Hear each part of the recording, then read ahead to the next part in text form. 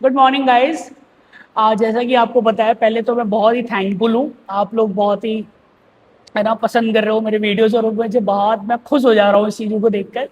फिर मुझे ना किसी ने सजेस्ट किया कि आप ये इस टॉपिक पे एक वीडियो बनाइए, और इसी वजह से मैं इस टॉपिक पे ना तीसरा वीडियो बना रहा हूँ अपना। देखिए, एक चीज़ ना, बहुत ही सिंपल सी बात। सबसे पहले ना मैं एक क्वेश्चन आप सबसे करना चाहता हूँ कि आप सब में से आई थिंक कि मैक्सिमम ऑफ जितने भी लोग हैं ना, आप सब आरजी कर मेडिकल केस के बारे में सब जानते हैं। आई थिंक कि each one of you know, बहुत सारे लोगों ने स्टोरीज लगाई। मैं देख रहा था, इतनी ज़्यादा स्टोरीज लग रही थी, इतनी ज़्यादा चीज़ें हो रही थी ना, कि चीज़ों को देख कर ना मैंने सोचा कि मतलब इट्स रियली हॉरिफिंग, हॉरिफाइंग।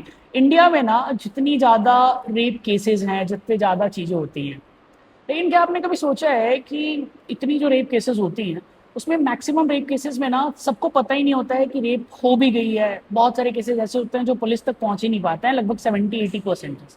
20% केसेस जो पहुंचते हैं उसमें भी बहुत सारी चीज़ें होती हैं, करप्शन होता है।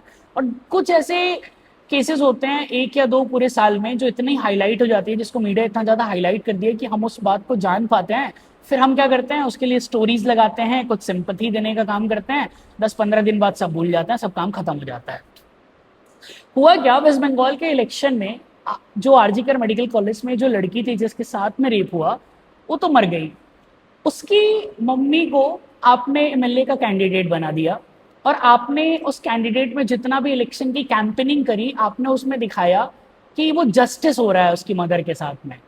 मतलब कि ये ना, इट्स अ थिंग कि जिसमें हमें क्लैप करना चाहिए कि कितना अच्छा काम किया हमने, कि हमने एक ऐसी लड़की जिसका फ्यूचर इतना ब्राइट था, जिसके फ्यूचर को रेप करके बर्बाद कर दिया गया, उसको मार डाला गया, उसकी मम्मी को सिंपथी गेन करा के हमने उसको एमएलए का कैंडिडेट बना दिया। हमने ऐसा दिखाया कि वो एमएलए के इलेक्शन में अगर जीत जाती है तो वो है, जस्टिस है।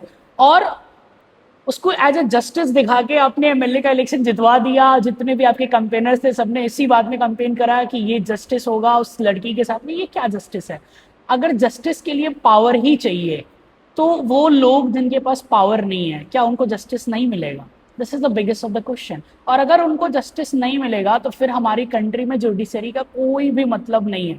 बच्चों को ना क्लास 9th और 10th में ही ये सिखाया जाता है कि हमारी कंट्री जो है वो 3 ऑर्गन्स पे चल रही है: लेजिस्लेटिव, एग्जीक्यूटिव, जुडिशियरी। और जुडिशियरी सबसे पावरफुल है, वो पावरफुल है, हमें वो लॉ और ऑर्डर को मेंटेन करके देती है, और हमें वो जस्टिस देती है। लेकिन अगर बिना पावर के कोई जस्टिस है ही नहीं, तो आपको ऐसा नहीं लगता है कि इंडिया के जितने भी हाई कोर्ट है, सुप्रीम कोर्ट है, सबको बंद कर देना चाहिए?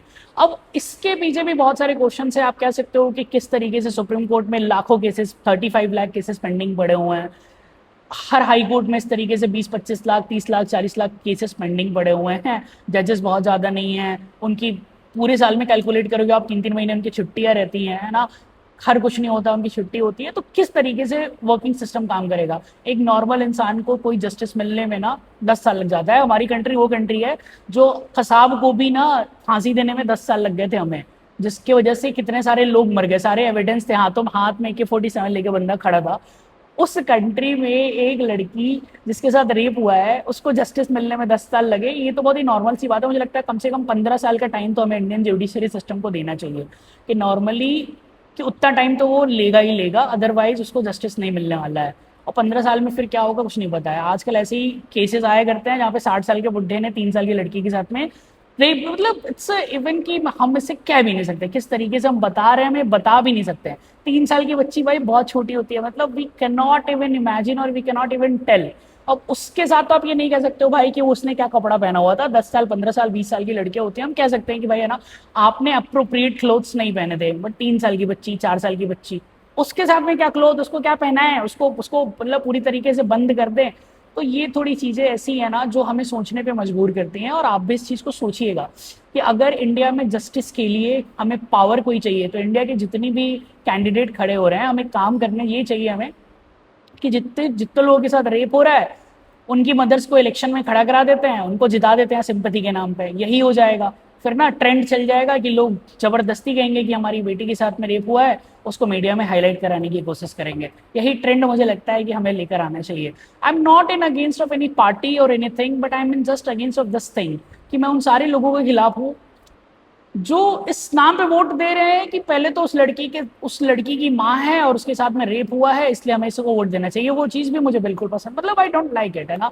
उस वो लेडी क्या मतलब कि हो सकता है हाँ बहुत सारे पॉजिटिव एस्पेक्ट भी हैं कि वो कुछ अच्छा करेगी, फ्यूचर में जो दूसरे लोग हैं उनके साथ में रेप ना हो इसके लिए कुछ काम करेगी, लेकिन क्या उसको खुद की बेटी के लिए भाई इंसाफ मिला?